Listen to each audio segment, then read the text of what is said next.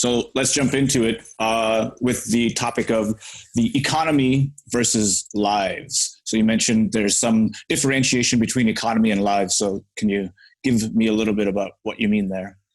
Yeah, well, I think that a lot of people, I think this framed the wrong way when we think about it in terms of economy and lives. And I even think that the way we conceive of economy and the way we conceive of lives is a little, is obviously distorted, and that makes it hard to think about everything. So I think if we can sort out what these concepts mean and frame it the right way, we can think about everything we talk about today and everything that comes up about this issue more clearly.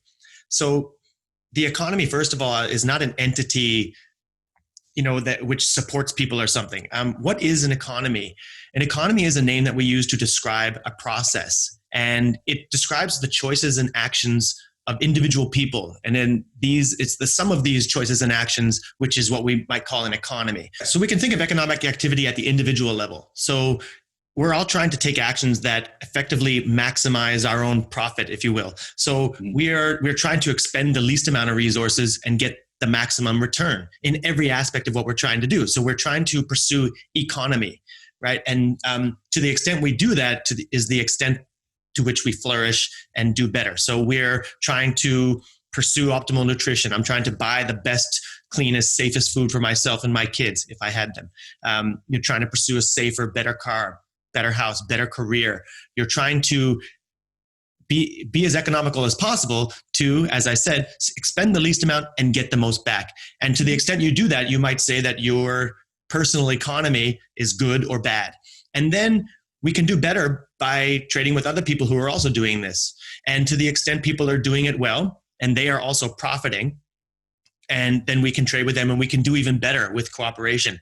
And then at this level, we might call this an economy. So it's like a local economy and it can expand as far out to the country. So at the end, economic activity is just human action, right? So, and we may say that an economy is doing well or not well to the extent that the overall standard of living in that geographical area, that in that economy is doing better. And that just means that if we say an economy is doing well, we're saying that people in this area are all making their lives better, longer, more prosperous, et cetera. So people are enhancing their lives. That's what it means to have a good economy. That's the economy. It's people pursuing their lives.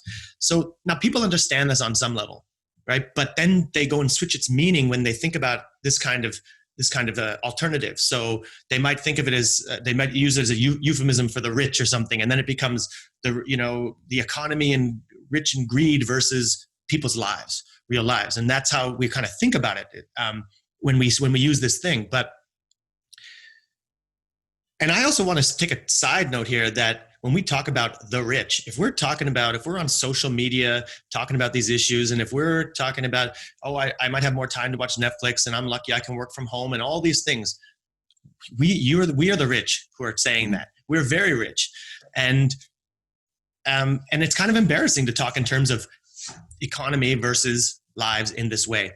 But properly imagined, as I said, with the proper concept of what is an economy, then we can see that this is a major false alternative. And a couple of weeks ago, I had that show on false choice thinking.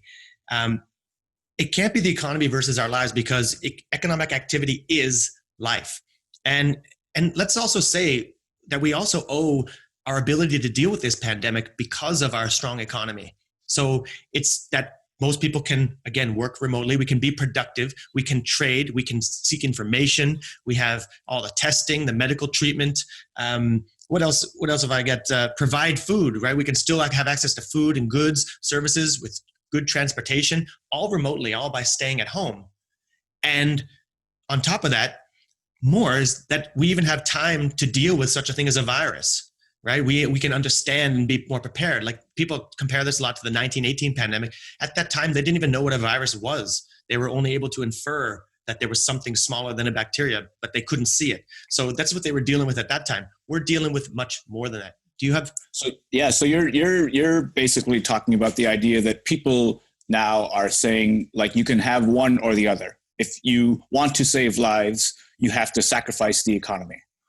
And if you go with opening things up, then that means you're choosing to sacrifice lives.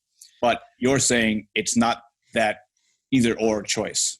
It's not that either or. No. And in fact, I'm saying they're one and the same. To pursue life is to pursue economy, right? So you can't pit it against life. It is life. So that's even more against all of nature, against the dangerous climate, heat, floods, storms, droughts, etc., and viruses. We need to have a strong economy to shelter ourselves from these things, to deal with these natural threats. So again, to pit the economy versus lives is just a complete evasion of what economy is and what life requires. So, and as far as framing the thing, this brings us to the main point too, to set us up for everything else we're going to talk about. We have to look at what is our standard of what we're trying to achieve. So if this is a false alternative, what are we trying to achieve? And of course, on this show, we're always talking about human flourishing. And I think it is an objective, proper standard to pursue, to maximize or optimize human flourishing. So a new virus comes along, and then we say, well, our goal must be to eliminate the virus. Now, okay, now put that against human flourishing. If it's eliminate the virus, well, what might you do? I guess you could kill everybody in the world. I mean, now that nobody's proposing that, but that's what you would do if that you're focused on that goal. And if you dial it back a bit, it's, well, at least we'll prevent people from moving and try to snuff this thing out, et cetera. And this is how a lot of people think. It's like 0 cases is what we're trying to get to. And that's our goal. That's our exclusive goal. But instead, if you're about optimizing human flourishing, you can see that that's part of what we want to achieve.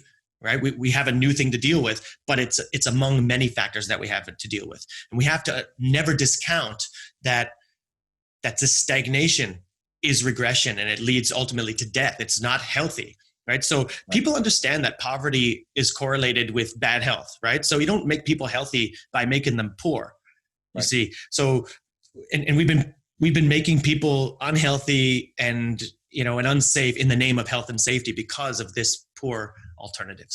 It wasn't long though. Certainly, for the past 5 or 6 weeks, we've had kids in our house. So classes are back on schedule, and we've actually added a couple new classes. So we're back to kind of full operation and all that. And what I want to bring this up, I want to emphasize this because this is not just someone like me who thinks, well, I think it's nothing wrong and I'm a healthy guy and all that, so I don't care and I'm going out and doing whatever. These are parents sending their kids to not a stranger's house, but like a person that's not part of their family, et cetera. I mean, they're sending their kids out. Parents believe this is not a risky behavior to send their kids. They think it's worse to hold back and not have them pursue their classes with us. They feel that's riskier. Yeah.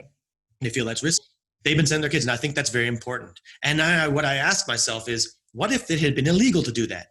And if it were illegal to do that, they would have suffered because they wouldn't have got what they want. We would have suffered because our income would have taken a big hit, and people go, oh, boo-hoo. Well, yeah, it's okay. Lucky for us, we might have been able to sustain it, but a lot of people can't. And as you go along up the chain, it gets to be more and more pressure. And you see that happening at home. It's starting to hit the kind of middle range people. And that's why we're starting to open up the economy a bit. Whereas at the beginning, people were crying and screaming for it. And we were like, oh, just stay home a bit and work from home and, and all that stuff. And I was crying out at that time, like, this is people's lives. Now people are feeling the pressure, and we're starting to go, well, we should have to find certain ways to open up. So let's do this. Quick one, like the Coupang case Coupang is like the Amazon.com of Korea. It's one of the biggest online sellers. And then one of their logistics warehouses had a case, and it spread to, I don't know, there's maybe 100 plus now who were somehow connected to that logistics center case. No, this just shows again how important freedom is. It rather than prove, oh, see, we need lockdowns, right? Mm-hmm. If you let people out, then this is gonna happen. So we have to wait till it calms down, and then we can go out. And there's a lot that disproves this. And I know if people think I'm making a caricature out of this idea of, oh, it's about eliminating things at all costs and 0 cases and all that. They're like, that's not what I think. But I mean, I've seen, there was a cartoon that was widely shared over a month ago. I remember seeing, and it was like the cartoon virus was in a bunker hiding out. And then the guys on the other side were up there going, well, it looks like the coast is clear.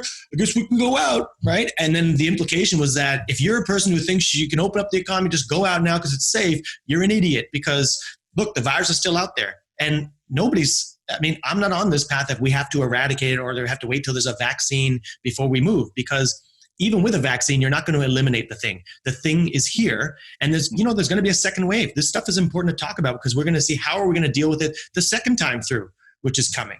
I mean, to the extent that there's how big it's going to be or whatever, something's coming. This thing is not going away. We're not going to eliminate it and before we can move.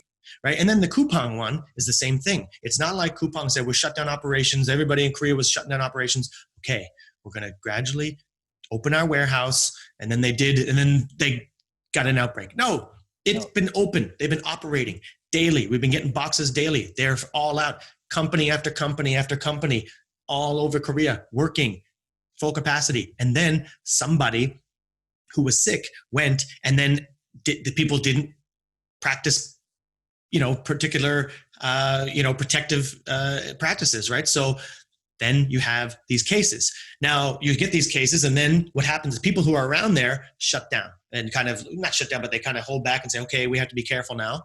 And that's proper. Like if there's a case around here, I'm going to hold back. But that there's a case in Bhutan doesn't mean that I should stop going to the gym and stop going out and stop doing things.